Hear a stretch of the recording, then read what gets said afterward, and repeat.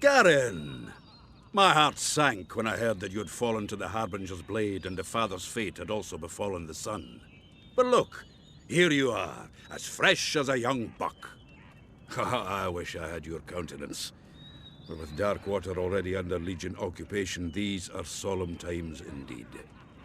Yet there are so many that still live, holed up in caves, held prisoner by Hell's Legion.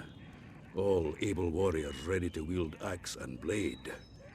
If you wish to aid us, then rebuild our numbers. It is the only way we can stand against Hell's Legion. It's good you spoke to Shaman Asta.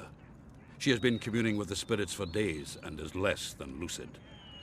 I had hoped she may have had news of your father's battle horn, but perhaps it is truly lost to us. I hear Legion have overrun Hilltop Farm. If you are well enough to continue the fight, then strike at them whilst they are still battle-weary, and you may be able to free your men. I shall open the gates for you now, and may Freya bless you.